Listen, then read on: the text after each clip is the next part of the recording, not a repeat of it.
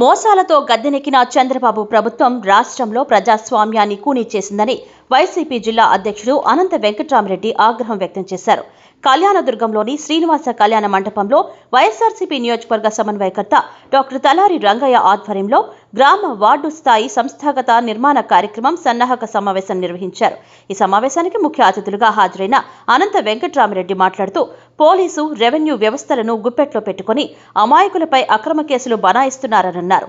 Police అధికారులు సైతం సమస్యలను ఎమ్మెల్యే వద్దకు తీసుకువెళ్లాలని ఉచిత సలహాలు ఇవ్వడం సిగ్గుచేటన్నారు.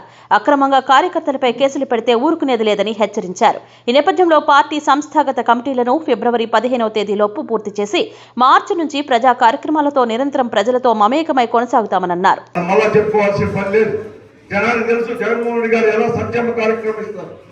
అలాగే అభివృద్ధి కార్యక్రమంలో కూడా మీకు అందరికీ కూడా తెలుసు.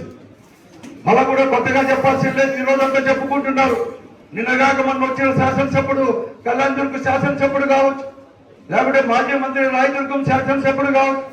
నేను చూస్తూ ఉన్నాను. ఒక 2-3 నెలల నుంచి కూడా ఈ కళ్యాణదుర్గం నియోజకవర్గంలోనే ఏదో ఒక మీటింగ్ పెట్టుకొని మేమేదో వాళ్ళ నుంచి నీళ్లు తీసుకొచ్చినట్టుగా, తాగే నీళ్ళు ఇస్తానట్టుగా చెప్తారు. కళ్యాణదుర్గం ప్రజలకు మీకు తెలియదా? ఎందుకు మీరంతా మౌనంగా ఉన్నారు? నాకు అర్థం కాలేదు. ఏ రంగయ్య గారే మాట్లాడాలా, లేకపోతే నేను మాట్లాడాలా? మీరు తాత్కాలం మీరు ప్రత్యక్ష సాక్షులు కాదా? ఆ రోజు రాజశేఖర రెడ్డి గారు ముఖ్యమంత్రిగా ఉన్నప్పుడు ఒక గ్రామానికి కూడా నీళ్లు లేనప్పుడు శ్రీరామరెడ్డి ప్రాజెక్ట్ ద్వారా ఈ అందరూ కూడా మీకు ఇవ్వలేదా నీళ్లు? అది రాజశేఖర రెడ్డి గారు కాదా ఇచ్చింది? అలాగే కూడా మీ అందరికి కూడా ఎప్పటికైనా రైలు కూడా లేకపోతే మేము రఘువీరెడ్డి గారు ఇక్కడ రాయదుర్గం నుంచి ఈ వరకు తీసుకోవచ్చు. ఈ కళ్యాణదుర్గం వరకు ఆ రోజు 2013లోనే మేము అందిస్తే ఒక అడుగు కూడా ముందుకు లేని వైనాన్ని గురించి మీరు మాట్లాడరే? ఈ కూటమి ప్రభుత్వం వారు మీరు చెప్పలేరా? మీ అందరూ కూడా మనం రాజశేఖర రెడ్డి గారు ముఖ్యమంత్రిగా ఉన్నప్పుడు ఏం చేశామని చెప్పేసి. అలాగే ఆ రోజు కూడా ఇదే చంద్రబాబు నాయుడు గారు ముఖ్యమంత్రి బతుకుతూ అయినాడేమన్నా. ఇది 4వ మారు. 1996లో ఉన్నప్పుడు ఇదే ఉరవకొండలో చాలా మంది అక్కడ కూడా మీరు పోయింటారు. అందరినీ వాటిని తీసుకొని వస్తామన్నాడు. అందుకంటే ముందు 84లోనే ఎన్టీ రామారావు గారు కూడా ఫౌండేషన్ వేశారు. అక్కడ ఓడిసి మండలంలో కూడా అందరి నివాస్ సుజల స్రవంతి అని చెప్పేసి పేరు పెట్టి కూడా ఒక అడుగు కూడా ముందుకు పోలేదు. 96లో ముందుకు పోలేదు. ఆత్మకూరులో 5 టీఎంసీలు మళ్ళా 45 టీఎంసీలు కుదించి మరొక వారు కూడా అక్కడ కూడా ఫౌండేషన్ వేయడం జరిగింది. ఇదే చంద్రబాబు నాయుడు 2004 వరకు కూడా వేయలేదు. రాజశేఖర రెడ్డి గారు ముఖ్యమంత్రి అయినాక ఈడ శ్రీరామరెడ్డి ప్రాజెక్టుకి ఎలా అయితే శ్రీకారం చుట్టి పూర్తి చేశామో అక్కడ కూడా మాల్యాల దగ్గర మళ్ళా ఉరూపలలో కూడా అదే శాత కూడా ఫౌండేషన్ వేసి 2012లోని పాదయాత్ర ద్వారా మేము కానీ రఘువీరెడ్డి గారు కానీ సైన్యనాథ్ గారు కానీ ఆ రోజున్న శాసనసభ్యులు రాజశేఖర్ గారి స్ఫూర్తితో నడుచుకొని వచ్చేసి జీడిపల్లికి తీసుకొచ్చింది. మీకు తెలీదా? ఒక్కరు మాట్లాడలేదే? ఒక కార్యకర్త కానీ ఒక నాయకుడు కానీ ఆ రోజు పాదయాత్రలో పాల్గొన్న నాయకులు చాలా మంది నా కళ్ళ ముందరే కనపడుతున్నారు. ఒక్కరు కూడా మాట్లాడలేకపోయినారు. ఈ రోజు కొత్తగా వచ్చిన శాసనసభ్యుడు సురేందర్ గారు కానీ కాలువ శ్రీనివాసరావు మంత్రిగా ఉండి ఏం చేశారో కానీ చెప్పుకోలేక ఈ రోజు మమ్మల్ని అందరినీ కూడా గత ప్రభుత్వాన్ని గతంలో మంచి చేసిన వారిని విమర్శిస్తుంటే తొక్కేస్తామని కార్యకర్తలు అంటే మీ అందరూ కూడా మౌనంగా ఉండడమే వారు రెచ్చిపోయేదానికి కారణం అని చెప్పి నేను అడుగుతున్నాను. మనమేం దూషించాల్సిన పని లేదు. వ్యక్తిగతంగా కూడా ఏదైనా కానీ దుర్భాషలు ఆడాల్సిన పని లేదు. నేను కూడా అటువంటి మాత్రం మాట్లాడొద్దని తప్పైతుంది అంటారు. మాట్లాడేది వాళ్ళకు కూడా సంస్కారం లేకుండా కూడా ఆ రోజు సంస్కారం అనేది లేదు కాబట్టి కాలువ శ్రీనివాస్ గారు ఇక్కడే వీడియోలు కూడా ఉన్నాయి. ఏమీ చేయలేదు, ఆ కాలువలో తొక్కాలని కూడా అన్నారు. కానీ అటువంటి నేను మాట్లాడను. మీరు నిజంగా కూడా త్యాగంలో ఉన్నారా? ఈ పొద్దు నీళ్లు తీసుకొచ్చి 2012 నుంచి 14 అంటే 14 సంవత్సరాలు ఇదే జీడిపల్లికి నీళ్ళని తీసుకొని వచ్చేసి నువ్వు 5 సంవత్సరాలు ఉన్నావు. ఏమన్నా చేశావా? మీరేమో దిక్కేమో కుప్పం వరకు తీసుకొని పోతున్నారు. కుప్పం నుంచి కళ్యాణ్ డ్యామ్ వరకు తిరుపతి వరకు తీసుకొని పోతామంటున్నారు. ఇంకో దిక్కు ఇక్కడ బయలువారి తిప్ప అంటున్నారు. అదంతా కూడా మనం కూడా అడిగాం. అలాగే మళ్ళా కూడా పేరు కట్టన్నారు. సంతోషం.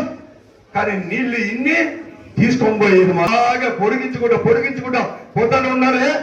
అందుకోసమే కదా జగన్మోహన్ రెడ్డి గారు ఇవన్నీ చేయాలంటే ఇంకా కూడా అదనంగా నీళ్లు తీసుకొని రావాలి. ఆ అదనంగా తీసుకొని రావాలంటే 3850 క్యూసెక్కుల కంటే వందనే వస్తా ఉన్నాయి. దీన్ని 6,000 మేము అడిగితే మనం అంతా కూడా అడుగుతా ఉంటే 6,300 చేయడం జరిగింది. టెండర్లు పిలిచడం జరిగింది. కానీ పనులు మాత్రం మనం కూడా చేయలేకపోయినాం. మేమంతా కూడా ప్రజాప్రతినిధులుగా ఉన్నప్పుడు జగన్మోహన్ రెడ్డి గారు ఉన్నారు. ఆ రోజైతే చేశాం, జీడి పనులకు తీసుకొని వచ్చేసాం. కానీ ఈ రోజు దాన్ని మళ్ళా కూడా చంద్రబాబు నాయుడు గారు నైజమే అది మళ్ళా మన 6,000 ముందుని మళ్ళా 3,850 చేసి తీసుకున్నాడు అన్నాడు. ఈ పొద్దు నిన్న మాట్లాడానే, నేను ఒకటే వాళ్ళందరినీ కూడా అడుగుతాను. మీరు 3,000 కోట్ల రూపాయలు 100 రోజుల్లో అంటే 100 రోజుల్లో ఖర్చు పెట్టామని చెప్పి భుజాలతో తడుపుకుంటారు చెప్తా ఉన్నారు. దొంగలు పట్టుకొని అడుగుతా ఉన్నారు వీళ్ళు శాసనసభ్యులు. నేను అడుగుతా ఉన్నాను ఈ కూటమి నాయకుల్ని, ప్రజాప్రతినిధులు కూడా. నేను ఈ ప్రాంత వాసిగా నేను అడుగుతా ఉన్నాను. ఈ రోజు మీరు 3,000 కోట్లు 100 రోజుల్లో ఖర్చు పెట్టారు, సంతోషం. కానీ ఈ రోజు నిజంగా కూడా 3,850 క్యూసెక్లు వస్తా ఉన్నాయా? 2,500 600 కంటే ఎక్కువ రాలేదు. అంటే మీరు తోవలేదు. తోకపోగా 3,000 మాత్రం 3 నెలల్లోనే 100 రోజుల్లోనే తీసుకొని పోయారంటే ఎవరు జోబు లేకపోయాయని చెప్పి నేను అడుగుతా ఉన్నాను. ఎవరు జోబు లేకపోయాయి? కాంట్రాక్టర్లు మీరే ప్రజాప్రతినిధులు, మీకు కావలసిన వాళ్ళే కాంట్రాక్టర్లు, మంత్రులు మీరే. ఆన్సర్ చెప్పండి. ఈరోజు 190 రోజుల్లో ఈ రోజు 40 టీఎంసీలు తీసుకొస్తామని చెప్తున్నారా? ఇదే ఎందుకు నేను మాట్లాడుతున్నా అంటే ఈ కళ్యాణదుర్గంలో 10 రోజుల కిందట ఈ ఇద్దరు శాసనసభ్యులు కూడా మాట్లాడారు.